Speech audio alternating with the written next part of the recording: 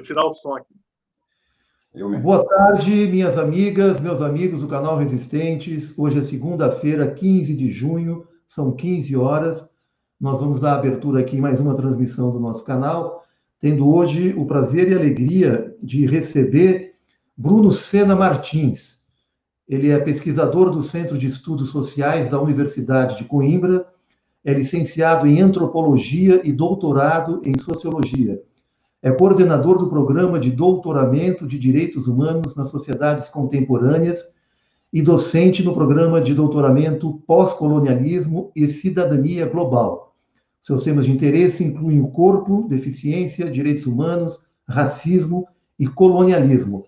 Quem vai me acompanhar nessa conversa, mediando a conversa comigo, são dois colaboradores aqui do canal, Rogério Dutra, que já esteve conosco algumas vezes, que é graduado em Direito pela Universidade Católica de Salvador, mestrado em Direito pela Universidade Federal de Santa Catarina e doutorado em Ciência Política pelo antigo Instituto Universitário de Pesquisas do Rio de Janeiro, o IUPERJ. Atualmente é professor associado do Departamento de Direito Público da Universidade Federal Fluminense e membro da ABJD, Associação Brasileira dos Juristas pela Democracia. E o João Ricardo Dornelles, que é doutor em Serviço Social, Universidade Federal do Rio de Janeiro, mestre em Direito pela PUC do Rio, membro fundador e diretor nacional da ANDEP, Associação Nacional de Direitos Humanos, Pesquisa e Pós-Graduação, ex-membro da Comissão Estadual da Verdade do Rio de Janeiro. Meus queridos, sejam todos muito bem-vindos. Eu vou passar para vocês fazerem uma saudação inicial aqui para o nosso público, passando a bola inicialmente para o nosso convidado, Bruno Sena Martins. Seja muito bem-vindo. Prazer ter você aqui com a gente, Bruno.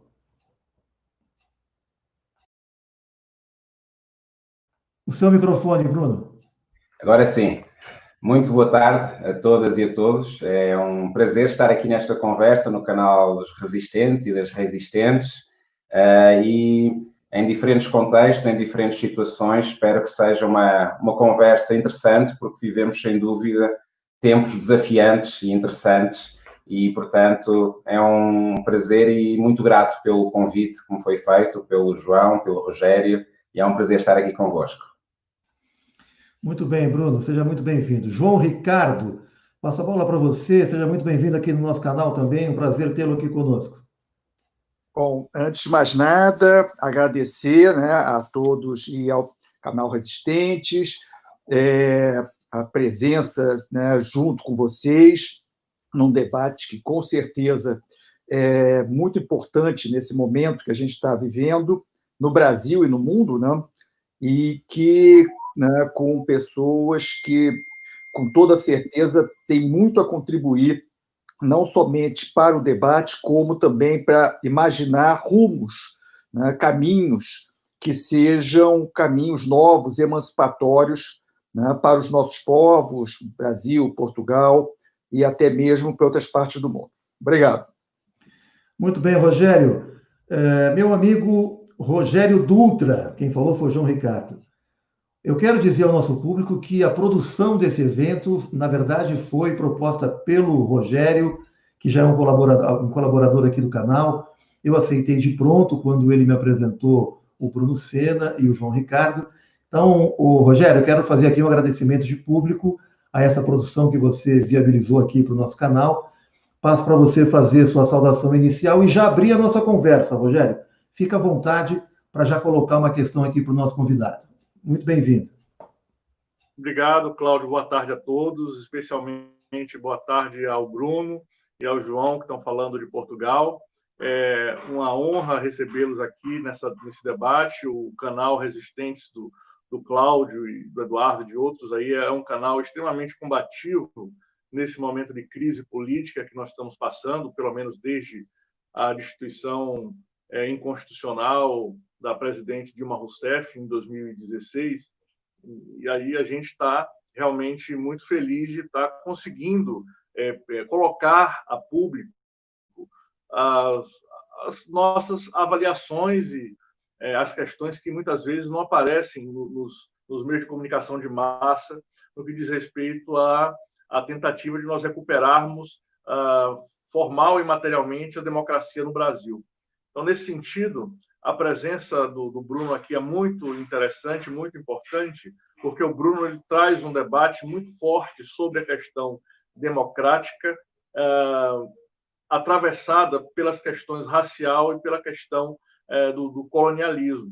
Então, para iniciar o debate, eu colocaria para o Bruno e perguntaria para o Bruno, Bruno, como é que você está entendendo o que aconteceu no Brasil nesses últimos anos e como é que você considera que essas questões políticas, sociais que nos atingiram aqui, elas se conectam com o capitalismo global, com as questões do colonialismo norte-americano que se expande de forma radical a partir especialmente do governo Trump, mas né, também ainda no governo Obama. Eu queria saber como é que você entende essa conjuntura dos últimos tempos aqui no país, o que é que essa conjuntura revela para a gente de condições para a resistência. Então, basicamente, seria essa a primeira questão que eu faria para ti. Muito obrigado, mais uma vez, por ter aceitado o convite. Muito obrigado, e a questão que o Rogério coloca não é uma questão pequena para se responder. Eu diria que nós vivemos neste momento, e o ano de 2020 está a ser um ano particularmente rico, se nós pensarmos naquilo que têm sido as lutas e as mobilizações sociais, e parece-me que está a ser particularmente rico porque estão a ser convocadas, no mesmo momento, lutas que vêm de diferentes tempos e que vêm com agendas que, sendo não necessariamente confluentes, que se encontram. O que é que eu quero dizer com isto? Se nós olharmos para aquilo que são, no mundo, as lutas anticoloniais e antirracistas, e falo neste particular, sobretudo, do racismo antinegro e também o racismo em relação aos povos indígenas, nós podemos dizer que essas lutas têm 5 séculos. São lutas que se estabeleceram a partir dos processos de colonização pela expansão oceânica, ultramarina dos povos ibéricos e que moldaram o mundo em que vivemos. E essas lutas, essa vaga e esse processo colonial incitou muitas formas de resistência, que às vezes não são necessariamente valorizadas e reconhecidas. E essas formas de resistência, falamos dos diferentes levantamentos que existiram, levantes de escravizados e escravizadas na história. Falamos do movimento abolicionista, falamos das lutas anticoloniais, falamos das independências e falamos da continuada resistência daqueles que foram marcados enquanto menos pessoas pelas lógicas do racismo, que ficaram sujeitados a um sistema que é ao mesmo tempo colonial e capitalista. Por isso eu penso, quando às vezes coloca a questão de uma prioridade entre a luta antirracista, anticolonial e a luta anticapitalista, temos que perceber que o mundo neoliberal em que hoje vivemos foi estruturado exatamente por essa monumental tecnologia de subhumanização que foi o racismo. E, portanto, estas lutas estão muito juntas e elas pertencem-nos também. Queria dizer, portanto, que essa agenda antiga de uma justiça social e de uma justiça histórica em relação àquilo que foram as formas de humilhação, de violência e de exploração sofridas pelos sujeitos colonizados e escravizados, é uma agenda que precede em muito o momento Trump, o momento Bolsonaro. É uma agenda que nos remete realmente para a longura dos séculos. E, nesse sentido, é uma agenda que estava por cumprir antes sequer de nós termos este processo esta vaga global da extrema-direita que se iniciou mais recentemente, este ressurgimento dos valores de extrema-direita. Portanto, eu queria chamar a atenção para esta luta antiga que tem muitas geografias, que tem muitos momentos. A geografia das lutas anticoloniais que existiram, lembremos da independência do Haiti no início do século XIX, lembremos a luta pela abolição da escravidão, lembremos a luta na Ásia e na África pelos processos de colonização. Portugal, por exemplo, foi um império, Portugal, de onde eu falo, foi um império colonial até 1974 e 1975. Portanto, fizeram-se guerras anticoloniais, antirracistas até esse período. Lembremos, e agora estão muito em voga, as lutas feitas, as lutas pelos direitos civis nos Estados Unidos, tiveram uma influência e uma repercussão global, e também uma forte articulação com as lutas anticoloniais, porque foram contemporâneas delas. E lembremos também aquilo que foi a luta contra o apartheid na África do Sul, que mobilizou uma sociedade civil global e trouxe para um léxico dos direitos humanos de uma forma pertinente nessa luta pelo fim de um regime de suposto desenvolvimento separado que existia na África do Sul e que redundou naquilo que sabemos. Portanto, estes momentos são importantes para termos em conta. Mas nós sabemos também que estas lutas anticoloniais, antirracistas, foram em todos os lugares do mundo revoluções não acabadas. O fim da escravatura não trouxe a igualdade dos povos outrora escravizados. As lógicas de subjugação à violência não terminaram com o flagelo da exploração do trabalho forçado. As independências não repuseram justiça histórica aos povos indígenas, aos povos afrodescendentes.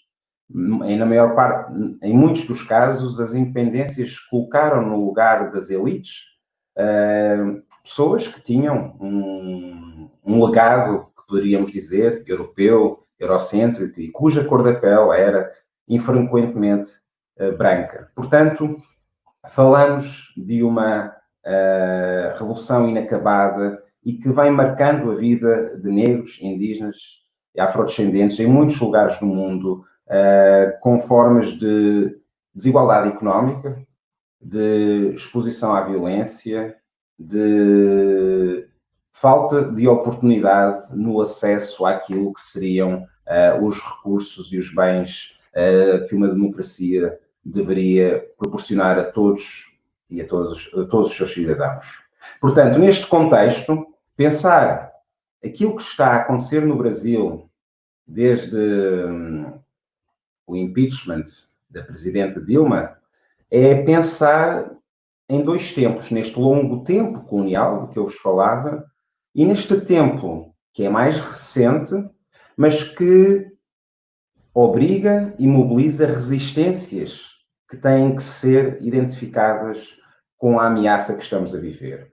E não tínhamos dúvidas que assistimos a uma ameaça concertada daquilo que poderíamos chamar as extremas-direitas no mundo, movimentos nacionalistas, alguns deles fascistas ou protofascistas, como queiramos chamar, com uma ênfase muito grande na ideia de que as minorias alcançaram demasiados direitos e que devem ser referiados, sejam os direitos que se atingiram, por exemplo, no contexto brasileiro, muito importante, as cotas no acesso ao ensino público, as cotas de estudantes que vinham da escola pública, a ideia de que existe uma ameaça de uma ideologia de género também, uma ideia muito forte. Portanto, esta ameaça, a ideia de que as minorias ameaçam, ou no contexto americano, os mexicanos, os árabes, no contexto europeu, os refugiados, os muçulmanos, a homofobia, o negro, criaram movimentos que estão a ser alavancados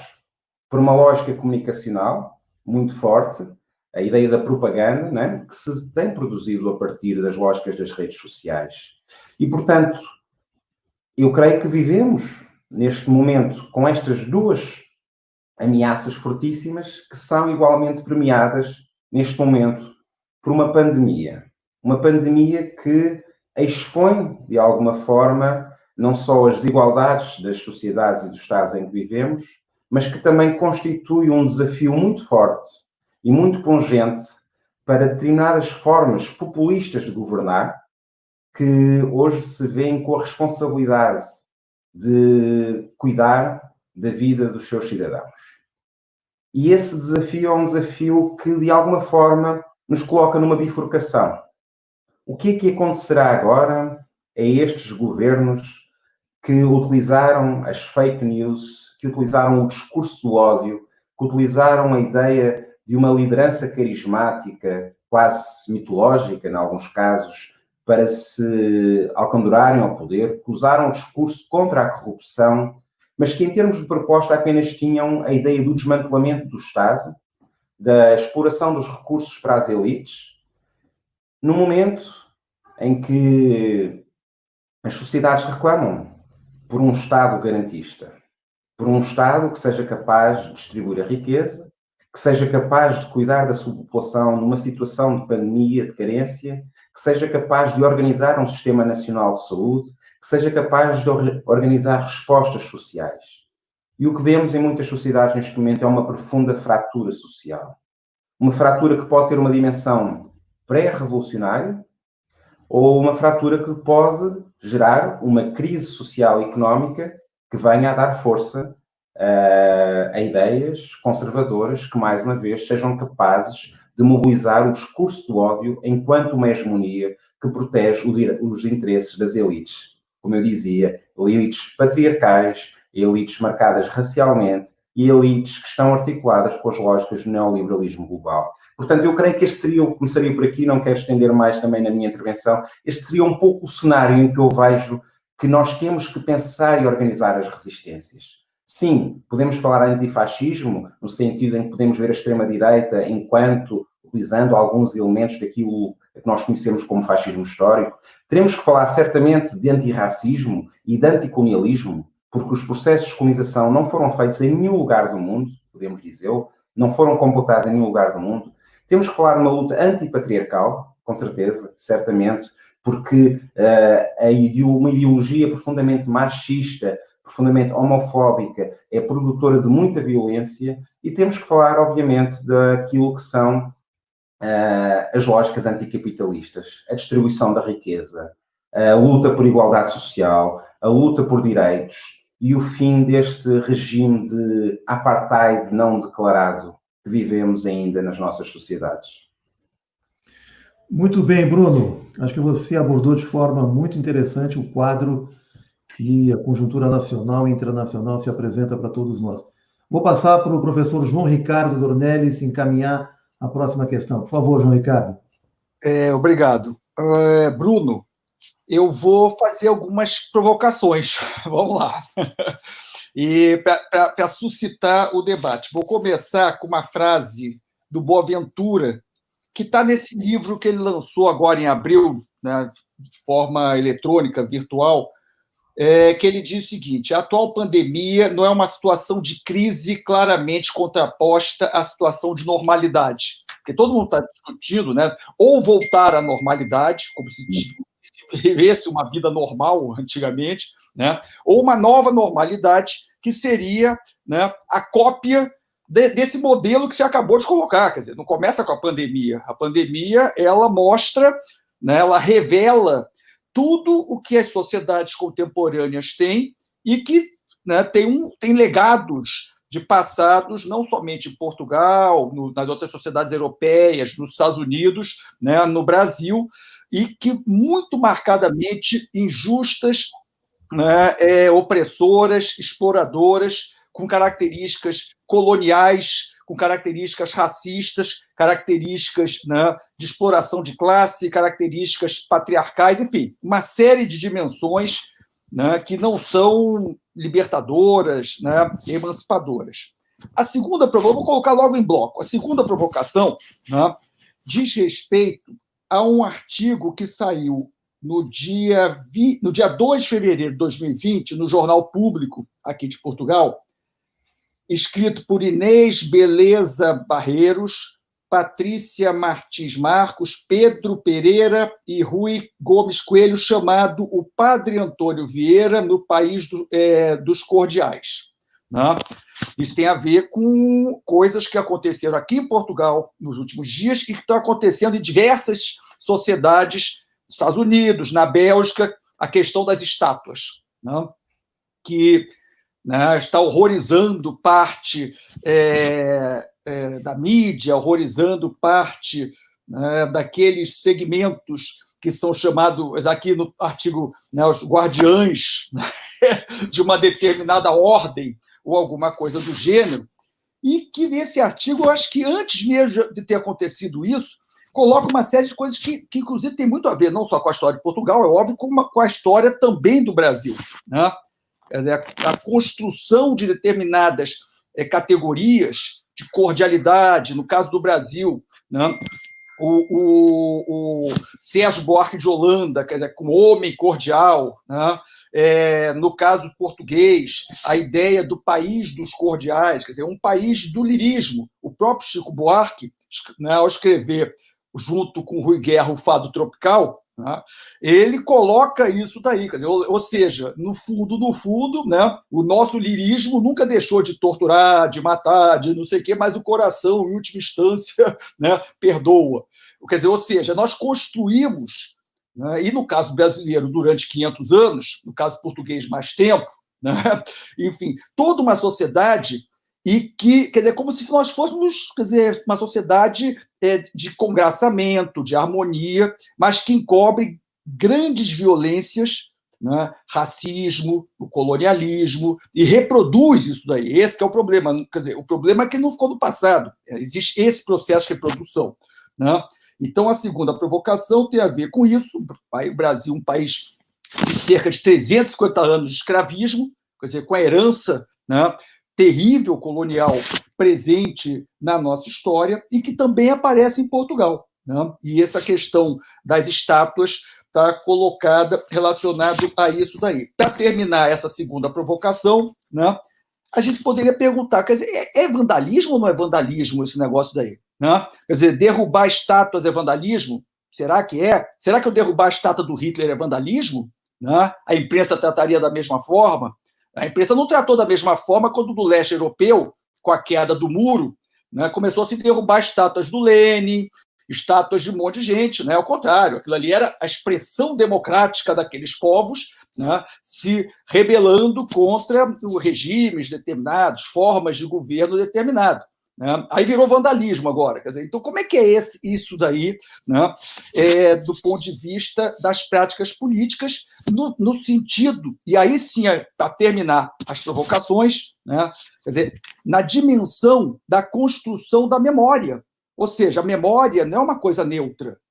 A memória histórica, ela existe, né, e ela acaba sendo uma construção hegemônica de determinados grupos que vencem, né, que conta a história daquela sociedade, que conta a história daqueles povos, e que invisibiliza os derrotados, invisibiliza as vítimas, invisibiliza e corta a voz daqueles, né, que foram destruídos no decorrer da história, que foram sendo amontoados naquela história de progresso e que é contada pelos vencedores. Ou, como diz o próprio Benjamin, já que se falou de estátua, né, todo objeto de cultura é também objeto de barbárie, na tese 7ª lá sobre o conceito da história.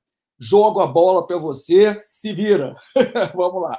Bruno, eu vou fazer uma terceira provocação, pegando o gancho do João Ricardo. Não seria essas operações tão bem descritas pelo João Ricardo a forma como o sistema capitalista atua, principalmente na periferia do sistema? Com você, Bruno. Então, muitas instigações e provocações interessantes. É muito interessante nós olharmos para o que está a acontecer agora com a questão das estátuas. Eu acho interessante a vários níveis. Primeiro é preciso nós entendermos que estamos perante um fenómeno que também é curioso. Nós sabemos que, no contexto europeu, há muito que as estátuas vinham sendo denunciadas, sobretudo por algumas populações que se sentiam ofendidas pela idolatria, pela homenagem que se fazia a figuras consabidamente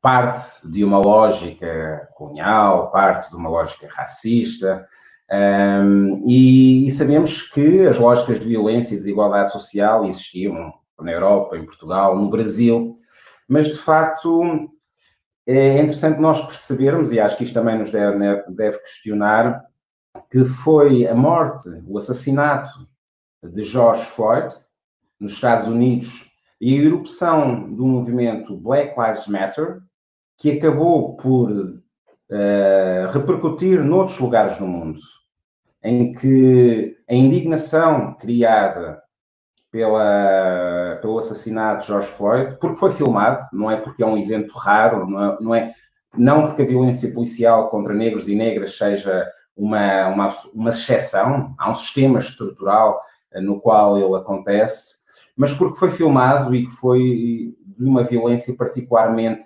atroz e sádica, e a desumanização de alguém que chama pela mãe e que diz que não consegue respirar, como já em 2014 Eric Garner tinha estado nessa situação, gritando 11 vezes, eu não consigo respirar, até que morreu, até que foi assassinado e ficou sem ar.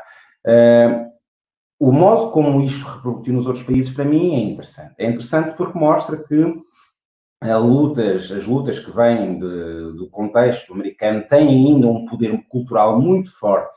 Os nossos olhos estão muito colocados nos Estados Unidos, e isso não deixa de ser interessante, mas não é algo de novo. Se nós pensarmos o modo como as lutas anticoloniais aconteceram no século XX, elas tiveram muito a ver com aprendizagens que se fizeram de lutas feitas noutros lugares, as alianças que foram feitas entre os movimentos de direitos civis e os partidos e os movimentos que procuraram a libertação e a independência. E, portanto, eu lembro-me, curiosamente, há não muito tempo, li um texto de Amílcar Cabral, que conduziu a luta do PAIGC pela libertação de Guiné-Bissau e de Cabo Verde, em que ele, ainda em Portugal, um funcionário do governo português, antes de ir para a Guiné-Bissau fazer a luta pela independência, ele observava o que acontecia nos Estados Unidos e no Brasil, em que negros famosos e negras famosas, ele referia um boxer, uma bailarina famosa, que era impedida de entrar num hotel. E como é que isso mostrava que mesmo onde se julgava que já haveria uma ascensão social, por uma meritocracia, neste caso, mesmo nesses casos, as barreiras estariam lá marcando e pautando a impossibilidade e a inferioridade estabelecida pela cor da pele. E, portanto, já nesse tempo, existia realmente uma aprendizagem com as histórias acontecidas de outros lugares. As revoluções falhadas ou vencidas noutros lugares inspiram-nos. E no lugar onde nós estamos hoje, nós somos muito devedores de todas as lutas que foram sendo feitas ao longo do tempo, de todas as revoluções. Mas o que acontece, e isto é interessante, é que nós aceitamos que quando há uma mudança de regime, se derrubem estátuas, que se mudem os nomes das ruas. Seria impensável, nós temos na Itália uma praça Mussolini, ou temos na Alemanha uma praça que fizesse a elegia de Hitler, ou que em qualquer lugar onde foi deposto um ditador, por exemplo, que na Europa de Leste existisse uma estátua de Lenin ou de Stalin. E isto é relativamente consensual. É consensual porque as pessoas imaginam que realmente houve uma mudança de regime e que, portanto, é lícito que, em cada tempo, as sociedades e as gerações definam quem são os seus heróis, quem devem homenagear e quem não devem homenagear.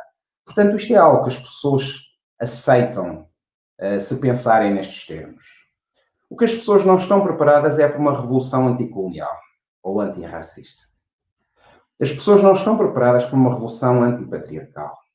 Porque a ideia de uma democracia que é ao mesmo tempo patriarcal, ao mesmo tempo racista e colonialista, de alguma forma criou uma paz social para muitas pessoas. As pessoas que viviam no lugar de privilégio. As pessoas que não saem à rua e que não param para ver que na sua cidade, porventura, nem 5% das ruas terão o nome de mulheres.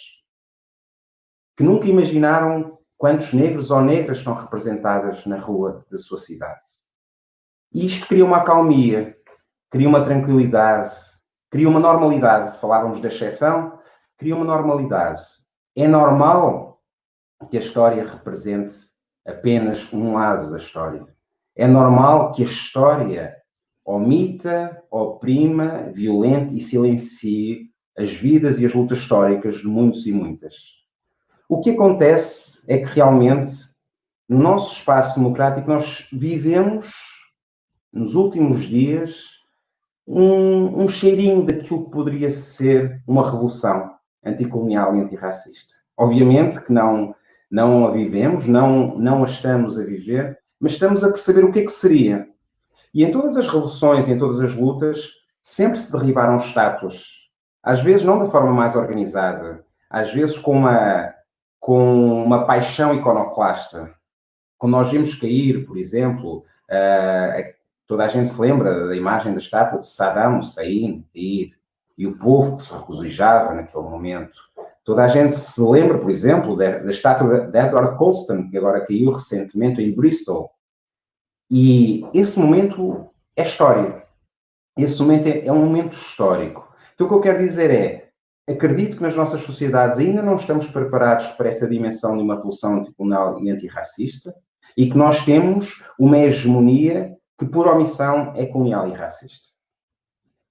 Em segundo lugar, eu acredito que muitas pessoas têm uma concepção da história enquanto algo de imutável, imaginando que as estátuas que hoje existem são as que sempre existiram desde o início dos tempos, como se não houvesse uma transformação dinâmica ao encontro das vontades, como dizia um poeta português, Camões, mudam-se os tempos, mudam-se as vontades, pois claro.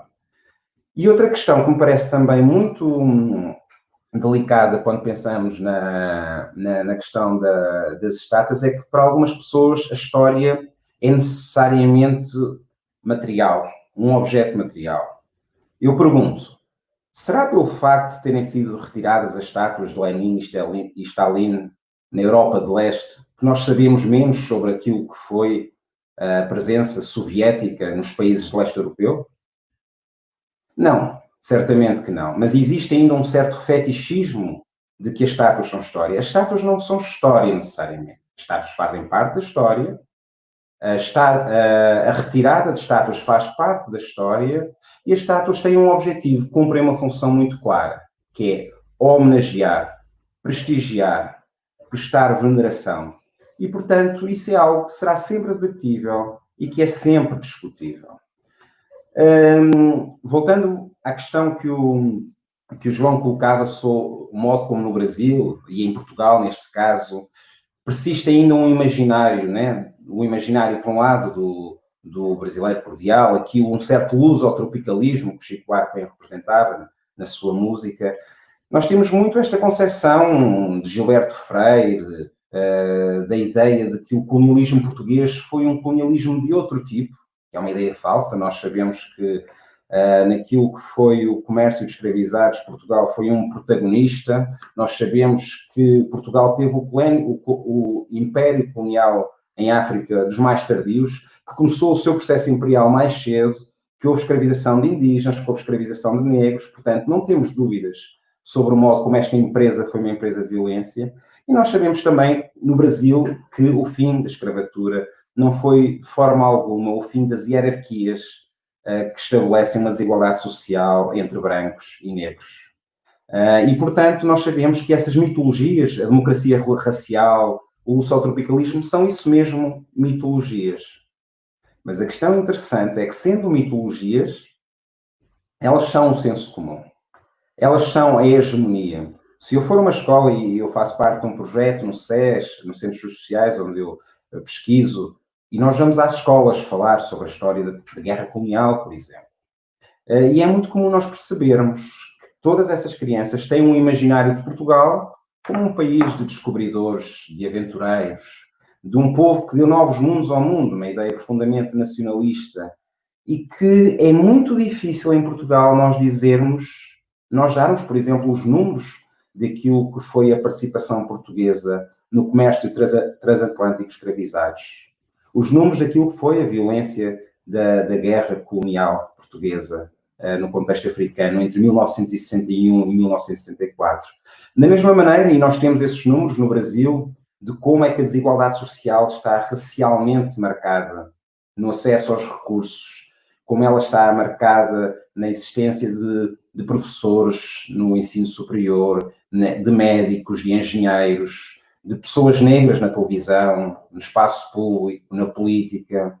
E, portanto, quando nós observamos estes fenómenos, percebemos que há uma luta de resistência que está por fazer. E essa luta de resistência, para poder ser feita, vai ter que confrontar estes símbolos e estas ideias mistificadoras de que existe uma democracia racial no espaço do imperialismo português, que é um legado que deve ser de alguma forma comemorado, ou pelo menos não tão violentamente condenado. E neste contexto, a figura do Padre António Vieira é uma figura particularmente sensível, porque a figura do António Vieira corporiza a ideia do bom colonizador, num certo senso comum que existe em Portugal. Por alguma razão, certamente, porque o Padre António Vieira, sabemos, bateu-se pelos direitos dos indígenas, mas a parte que não se sabe em Portugal é que o Padre António Vieira preconizava a substituição, e ele no Maranhão disse e agiu politicamente nesse sentido, a preconização do trabalho dos escravizados indígenas e das escravizadas por negros vindos de África, vindos de Angola, que seriam realmente a substituição do trabalho, e há passagens em que ele claramente expõe o modo como ele vê a possibilidade desses negros chegarem ao Brasil como uma bênção para eles, porque é a sua oportunidade de conviverem com a fé católica, de conhecerem Cristo, de conhecerem Maria. Portanto, essa visão jesuíta fortíssima nele é, em grande medida, legitimadora da escravatura, da escravidão. Obviamente que ele tem passagens em que mostra alguma angústia por tudo isso, mas não deixa de ser, e claramente é um defensor da escravatura. Obviamente um homem do seu tempo, mas que o que é interessante é que em 2017 foi erguida em Lisboa uma estátua do Padre António Vieira.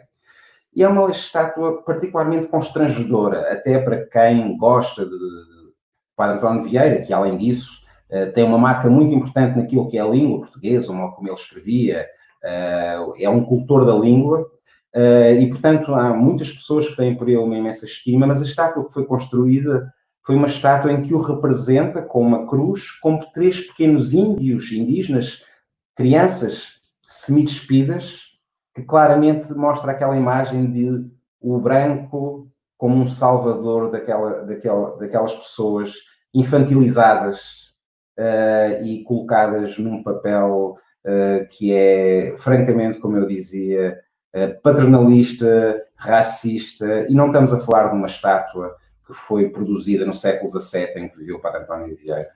Foi uma estátua produzida em 2017. Mas essa pichagem, obviamente, que criou um curto-circuito.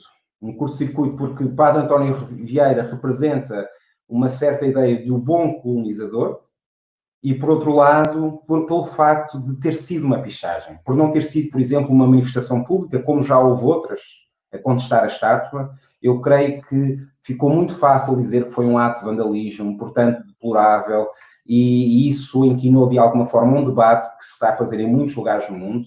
Eu estou muito curioso para acontecer o que é que vai acontecer em França. O Macron já disse que não só mexer nas estátuas que marcam a história colonial, por muito que possa ser criticada. Eu tenho muitas dúvidas que essas estátuas resistam a uma contestação social forte, que vai certamente acontecer.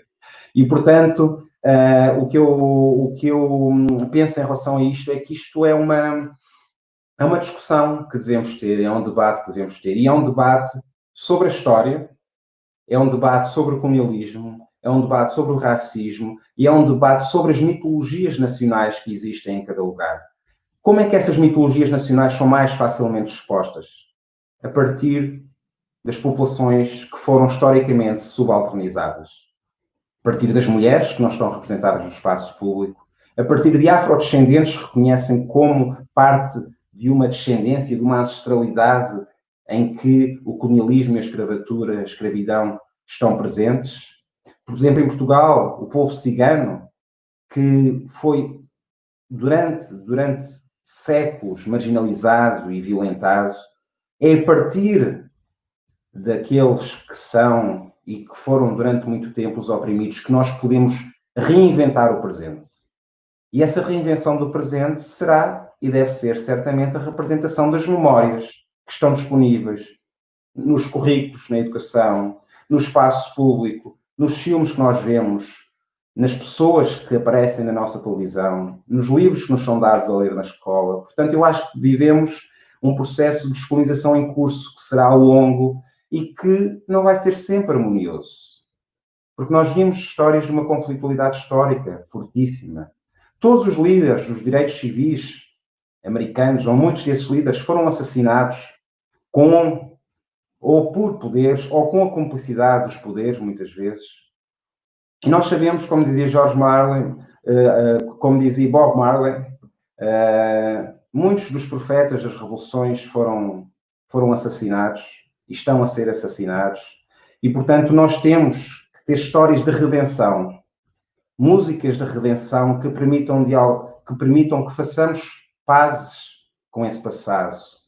Mas a paz não é esta paz podre, em que se aceita que está tudo bem, ou como dizia Rui Rio, um político português, não há racismo em Portugal. Claro, para ele não há racismo, porque ele é um homem branco, privilegiado, que nunca experimentou o racismo, ou porque sequer tem um conhecimento social minimamente capaz de lhe fazer perceber de que o mundo que existe não é o mundo que ele conhece a partir do seu corpo e da sua trajetória profundamente privilegiada. E, portanto, nós temos que fazer viajar estas histórias de outras latitudes, de outros lugares da história, para tornarmos a nossa democracia e as nossas lutas antifascistas, anticoloniais, antirracistas mais ricas de gente, mais ricas de história, mais ricas de possibilidades, e com essa poesia iconoclasta que às vezes existe. Uma imagem que eu nunca me esqueço foi quando estive na Guiné-Bissau, em Cacheu, onde existia um porto de escravizados, muitos deles enviados para o Brasil,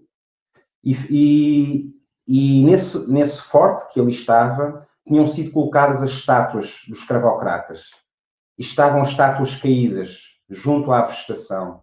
Eu devo dizer que achei aquelas estátuas atiradas ao chão poéticas. Achei o facto daquelas estátuas terem sido tiradas dos seus lugares de celebração uma parte belíssima da história. Portanto, estátuas partidas e caídas podem ser, dependendo de como nós as vejamos, belas e poéticas.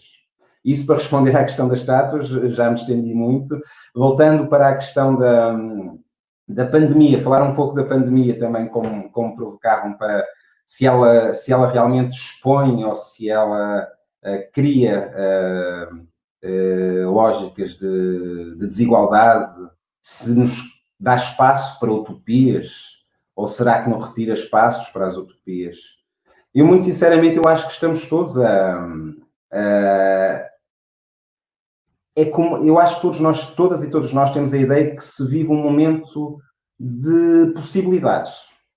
Ou seja, como se vivêssemos numa curva da história, ou num cruzamento da história, ou numa bifurcação, em que algo de profundamente transformador pode acontecer.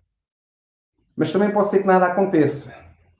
E que as forças que estão no poder se restabeleçam e não sejam afetadas. Mas também pode ser que se crie neste momento de uma certa interrogação acerca do real em que vivemos, porque todas as nossas vidas foram transformadas, porque nós vimos as pessoas que em muitos lugares do mundo lhes disseram, na Índia, no contexto africano, nas periferias das cidades, fiquem em suas casas. E há pessoas que não têm casas para ficar, não com dignidade, não com o privilégio que nós temos de podermos ter reuniões por Zoom no nosso computador, de poder trabalhar em casa, de ter uma renda, de poder fazer compras, de ter comida no frigorífico. E eu acho que esta sensação que nós tivemos em todos os lugares do mundo, nos sentirmos de alguma forma vulneráveis, seria muito bom que essa experiência criasse em nós uma empatia forte com aqueles que já experimentam a vulnerabilidade há muito tempo, antes do novo coronavírus, antes da pandemia. A experiência da vulnerabilidade é uma experiência humana que está desigualmente distribuída.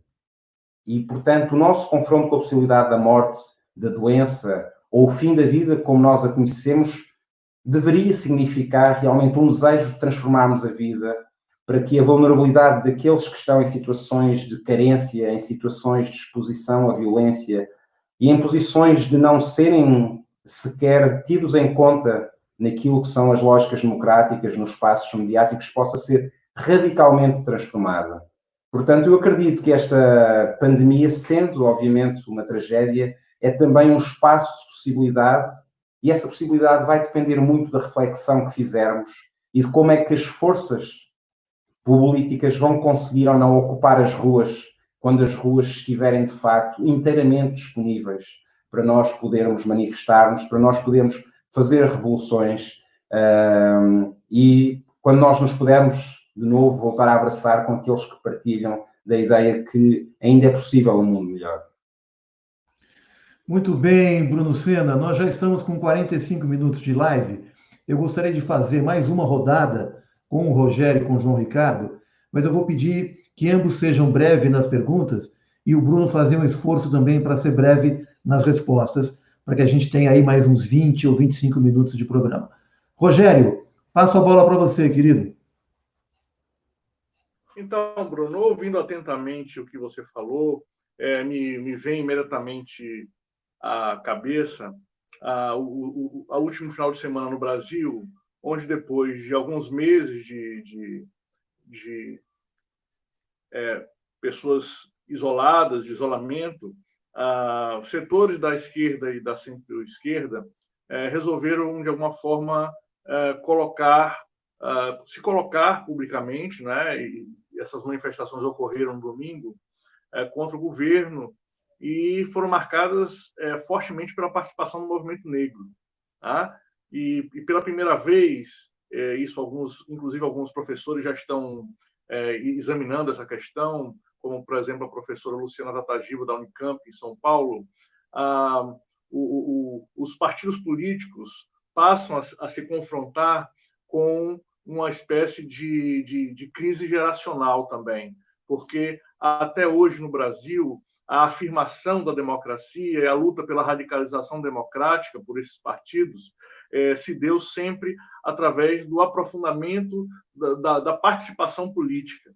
E o que esses movimentos últimos têm demonstrado é que não é possível se pensar em democracia, aprofundamento e participação sem pensar no antirracismo radical, sem pensar na necessidade de abrir essa caixa de Pandora que se tornou o processo histórico de violência contra as populações negras no Brasil e como, de alguma forma, essas populações elas passam, mesmo que de forma pontual, talvez, mesmo que de forma ainda incipiente, a se tornarem as coordenadoras e as líderes do seu próprio processo de afirmação social, de afirmação política e eventualmente, de libertação dessa violência. Então, eu queria falar um pouco com você, porque eu sei que você tem uma experiência muito grande, exatamente de pesquisa e de vivência nas colônias portuguesas, nas ex-colônias portuguesas, na África. E eu queria saber um pouco de você, como é que você percebe esse movimento, quer dizer, de afirmação política, antirracista da própria população, quando ela se percebe efetivamente uma vítima privilegiada da violência de Estado, uma vítima privilegiada da violência capitalista. Pois não, Bruno, seu microfone, Bruno. Eu acho que, Rogério, levantas uma questão que é uma questão que nos deve fazer pensar, mas de uma forma bastante cuidadosa. Porque quando se fala de existir, se calhar, um fosso geracional entre as gerações de luta, nós devemos perceber porquê que isso acontece. Ou deveríamos colocar a questão, porquê que, por exemplo, as pessoas do movimento negro tantas vezes se sentem pouco representadas naquilo que seriam os partidos tradicionais da esquerda, nos partidos progressistas, nos partidos que lutam pela transformação social. Essa questão deve nos ocupar, porque eu recuso a ideia de que exista uma oposição entre aquilo que seria a luta do ponto de vista da política económica, pela desigualdade social, para o fim de uma sociedade sem classes, daquilo que é a luta daqueles que querem e daquelas que querem pôr fim às lógicas do racismo, do colonialismo ou do patriarcado. E não há dúvida que os nossos partidos de esquerda, e falo também de Portugal, em certa medida estão marcados por uma tradição em que a questão do antirracismo está muito residualmente representada. Eu falo de Portugal, por exemplo, em que nós tivemos, até 1974, um regime que foi um regime fascista, foi um regime colonial, mas ao mesmo tempo nós tivemos formas de resistência ao nível dos partidos que foram, podemos dizê-lo, tenazmente antifascistas, que foram tardiamente anticolonialistas e que residualmente ou muito pouco alguma vez foram antirracistas. Portanto, eu creio que é uma tradição das lutas políticas na esquerda, de países, de partidos, muitos deles de inspiração marxista, que identificavam a ideia de um sujeito privilegiado da história. Seria a noção de classe, seria a desigualdade económica que iria levar às transformações que depois iriam repercutir naquilo que seriam as outras formas de igualdade. E eu acho que esta forma de pensar e ver a política, ou esta tradição política que, de alguma forma, muitas das pessoas carregam-na, não porque consideram que existe uma luta mais importante, mas simplesmente porque é esta a sua tradição política, é esta a sua cosmovisão, é esta a sua educação de resistência. Eu acho que isto cria, muitas vezes, naqueles que lutam pelas questões ambientais, pelas questões indígenas, pelas questões do movimento negro, uma ideia de que estas agendas e que estas lutas entram sempre de uma forma secundária ou secundarizada. E, portanto, eu penso que nós, para fazermos essa transformação social e essa luta, nós temos que trazer juntas as diferentes tradições de luta. E se é verdade que algumas tradições de luta já estão há mais tempo no espaço institucional dos partidos, estão há mais tempo no espaço mediático, na academia, eu acho que nós temos que fazer um diálogo humilde, ouvindo aquelas lutas que não estão tão presentes, que não são tão conhecidas. Porque, eu insisto, a luta antirracista não é um problema de negros, é um problema da nossa sociedade. A luta antipatriarcal não é um problema de mulheres. A luta contra a homofobia não é um problema da população LGBT. É uma luta que a todos nos deve mobilizar.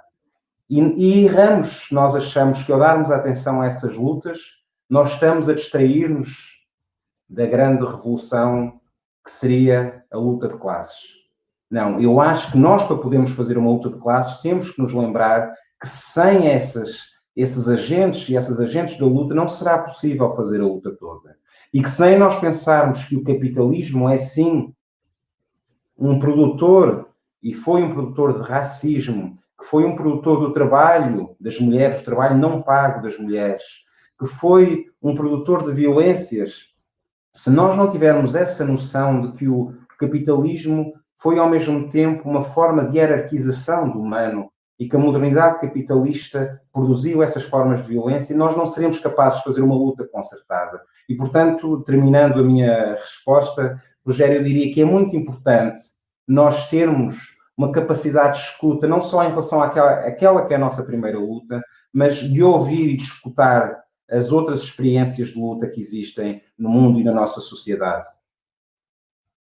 Muito bem, Bruno Sena. Eu vou passar a bola aqui para o professor João Ricardo, mas eu queria antes deixar minha provocaçãozinha aqui, engatada nas questões que o João Ricardo vão colocar.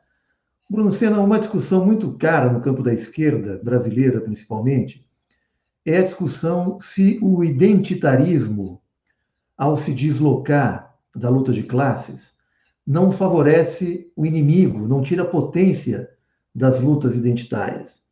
Então, essa é uma discussão muito presente aqui, me parece, no mundo, e como aproximar essas duas identidades, né?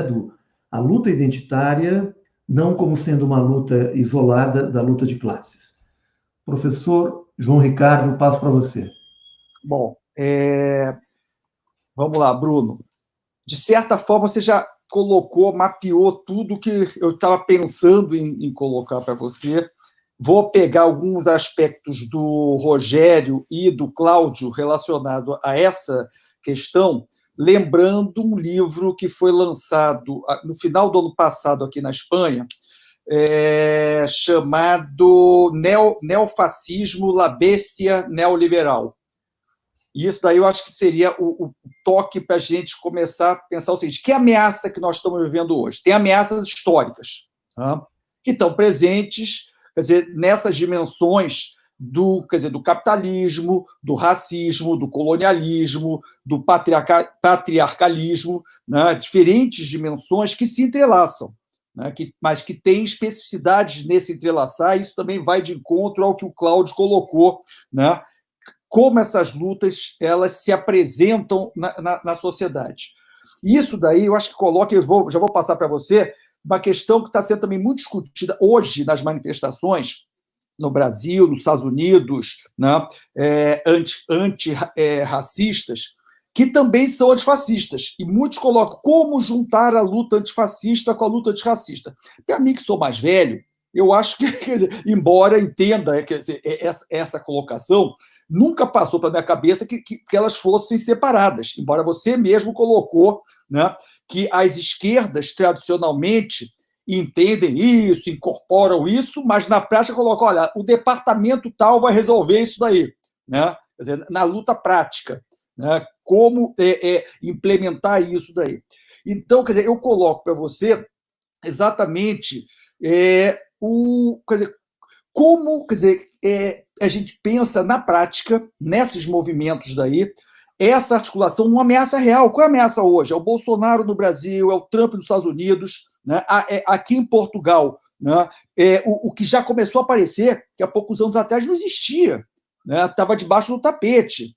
Aquele André, sei lá o quê, do Chega, né? Que queria cercar e isolar os ciganos agora na pandemia. Quer dizer, campos de concentração para cigano na pandemia aqui, quer dizer, o Vox na Espanha. Então, quer dizer, isso está presente. E essas forças políticas, elas são coloniais, né, no caso de Portugal e América Latina, elas são racistas, elas são sexistas, elas são guerreiristas, né, e são, né, portadoras de uma expressão de defesa do capitalismo. Ou seja, como essas lutas, né, indo para o que o Cláudio colocou, embora tenha as suas especificidades, elas se entrelaçam.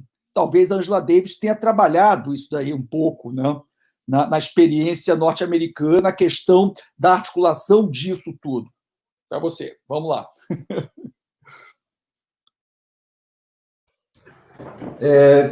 Eu acho que essa questão é uma questão importantíssima e é uma questão que se está a colocar nas lutas de resistência em diferentes lugares do mundo.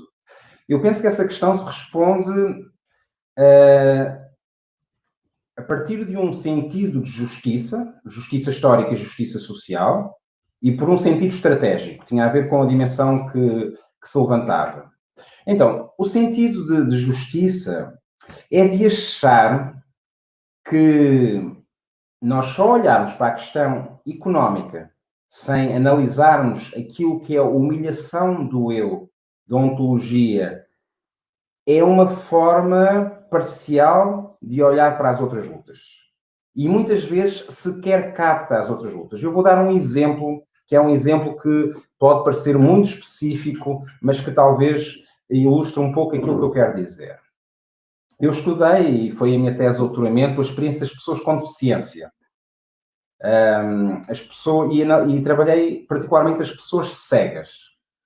E uma das dimensões que eu achei interessante é que, obviamente, que a experiência das pessoas cegas, a experiência das pessoas com deficiência, é profundamente marcada por questões de desigualdade económica, porque os preconceitos sociais existentes perante elas retiram-nos da capacidade de ter um emprego, de terem uma vida digna, de poderem usufruir realmente do mínimo de recursos que lhes desse dignidade e, portanto, a desigualdade económica é marcada. Mas eu vou-vos dizer que talvez o elemento singular que mais marcava a perda de dignidade destas pessoas cegas era o facto de que, quando andavam na rua, serem chamadas de coitadinho e de ceguinho.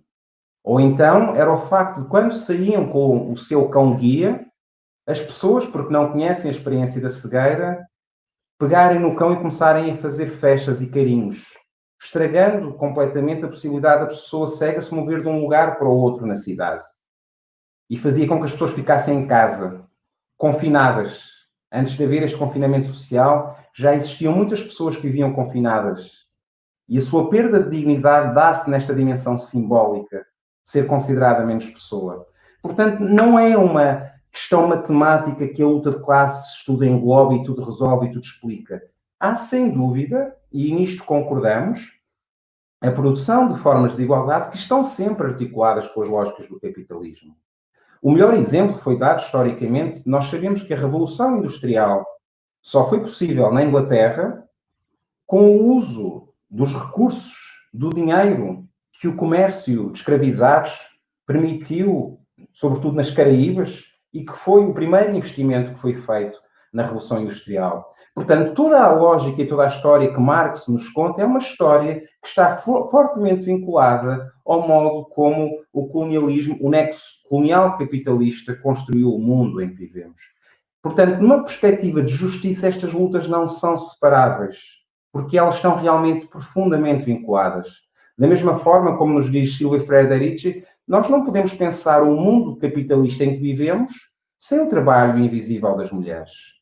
E falo do trabalho invisível das mulheres, aquelas que limpam em casa, aquelas que cozinham, aquelas que cuidam, mas falo, por exemplo, também das mulheres negras da limpeza que limpam os corredores do Wall Street ou que limpam a City de Londres e que são essa mão invisível do capitalismo, se quisermos, e que não é considerada e que não é reconhecida. Portanto, eu acho que as histórias estão vinculadas de uma forma inextricável, sem que exista realmente a possibilidade de nós olharmos para essas histórias de violência a partir de uma perspectiva que privilegie uma dessas lutas, por uma questão de justiça. Mas vamos para a questão estratégica. Se a ideia é criar uma maioria social para depor um Trump, um Bolsonaro, e para nos criar algum tipo de prevenção para outros fascismos que possam surgir noutros lugares do mundo, então eu acho que a esquerda tem que inteligentemente procurar alianças e cúmplices naqueles que lutam contra estes poderes e contra o espectro destes poderes. Portanto, alguém que é antifascista, perceber a luta antirracista é reforçar a luta antifascista. Há alguém que é antirracista, perceber as dimensões fascistas, económicas e de género que estão presentes naquilo que é a visão de Bolsonaro para o Brasil, é reforçar as lutas antirracistas. Portanto, eu creio que a linguagem que nos empobrece é a linguagem que vê de um lado uma luta de classe e do outro lado os identitarismos. Eu vejo, por exemplo, essa expressão identitarismos como uma menorização das lutas. Como é que nós vamos chamar identitarismo à luta negra e anticolonial, quando essa luta é, desde as revoltas de escravizados, uma luta contra o capitalismo, antes de terem sido feitas revoluções anticapitalistas no mundo? As lutas que se tentaram, vou-vos um exemplo, em São Tomé e Príncipe, onde se primeiro ensaiou a produção da cana-do-açúcar. São Tomé e Príncipe fica na costa ocidental africana, onde primeiro se ensaiou a produção de cana-de-açúcar com trabalho escravizado. Foi um ensaio que depois foi levado para o Brasil. E houve uma revolução importante em São Tomé e Príncipe. Muito cedo, século XVI. Uma revolução importantíssima, que não é parte da nossa história. Isto foi uma revolução anticapitalista, porque era contra os senhores, era contra os senhores dos engenhos, era contra a escravização, era contra toda essa máquina que se viria a criar e que criou o mundo em que vivemos. Portanto, a separação dessas lutas não é possível ser feita numa perspectiva intelectual, de justiça, e também não é sábia. Agora, existem lógicas, e com isto quero terminar, há lógicas de ressentimento da parte de muitos movimentos sociais que não se sentem suficientemente contempladas nas visões do mundo universalistas de uma certa esquerda. E esse ressentimento tem que ser entendido. O ressentimento de um negro e de uma negra que não se sente representado num movimento que o coloque realmente num pequeno departamento da luta, ou a ideia de que tu não me consideras um parceiro da tua luta, tu consideras que eu trago agendas que vão atrapalhar a tua luta, eu creio que esse sentimento realmente deve ser entendido. E nós temos que transformar ressentimento numa ressignificação das alianças e das cumplicidades. Muito bom, Bruno Sena, muito objetivo a sua colocação. Acho que traz muita riqueza aqui para a nossa discussão. Pessoal, nós já estamos com mais de 1 hora de live. Eu vou passar para as considerações finais, agradecendo muito a presença do nosso convidado, Bruno Sena, e também dos nossos mediadores, João Ricardo e Rogério Dutra. João Ricardo, vou começar por você, para as suas saudações iniciais. Muito obrigado por fazer parte aqui da nossa roda. Bom, antes de mais nada, Cláudio, Rogério, meu querido Bruno, né, eu acho que nós temos muito que conversar e continuar. Eu acho que nós tivemos um momento de 1 hora e pouco de uma reflexão, né, que ilumina, né? Quer dizer, nós estamos, em algum aspecto, nesse momento obscurantismo que nós estamos vivendo, em busca de um novo iluminismo, né? Um novo iluminismo emancipador, né? Nesse contexto. E eu acho que eu só posso agradecer, me senti muito contemplado, tenho certeza que todos que assistiram devem ter gostado muito, né? Eu acho que lutar por um outro mundo possível é também pensar contra a barbárie. É o que nós estamos fazendo aqui, a nossa tarefa também pensar contra a barbárie. Obrigado. Muito bem, João Ricardo. Eu quero reforçar aqui a proposta do João, no sentido da gente poder dar continuidade nessa conversa em outras datas que sejam permitidas pelas nossas agendas, mas eu deixo aqui o canal aberto para que a gente retome essa conversa, que foi muito rica com o Bruno Sena. Acho que ele traz uma luz para a discussão, principalmente no Brasil, no momento tão delicado que a gente está vivendo. Então, fica aqui aberta a possibilidade e o convite antecipado ao Bruno Sena a voltar a participar aqui das nossas rodas de conversa.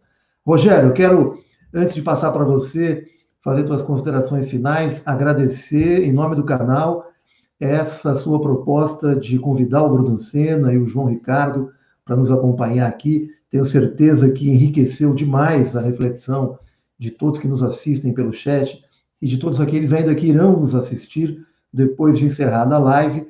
Essa é uma das maravilhas do YouTube, você poder assistir a hora que quiser, pausar a hora que quiser. Enfim, o link fica à disposição para que as pessoas possam compartilhar. E eu aproveito aqui para pedir likes, compartilhamento e inscrição no canal Resistentes para aqueles que nos assistem e ainda não são inscritos. Rogério, muitíssimo obrigado. Passo para as suas considerações finais. Obrigado, Cláudio. Eu acho que essa conversa foi possível por conta de algumas generosidades. Uma delas é do canal Resistentes e uma delas também é a generosidade do Bruno, que não só sempre está disponível para esse tipo de iniciativa, como se mostrou realmente um acadêmico, um professor extremamente querido e generoso quando da ida de alguns pesquisadores como eu, como é o caso do João Ricardo, fomos a Portugal estudar próximo ao Centro de Estudos Sociais, né? Eu recomendo enormemente não só a produção do Bruno, como a produção de todo o centro, tá? Hoje é um polo de reflexão e de articulação sobre o colonialismo e democracia e racismo e as lutas todas das classes sociais subalternizadas pelo capitalismo. Eu acredito que essa é uma agenda de pesquisa absolutamente central, fundamental, e nós, pesquisadores brasileiros, nos beneficiamos enormemente com isso. Então, fica aqui o meu agradecimento sincero e afetuoso à disponibilidade do Bruno. Espero que a gente continue trabalhando juntos aí. Estamos articulando, eu e o João, aqui algumas novidades aí. Daqui a pouco a gente apresenta para vocês aí no SES. Então, muito obrigado. Até a próxima.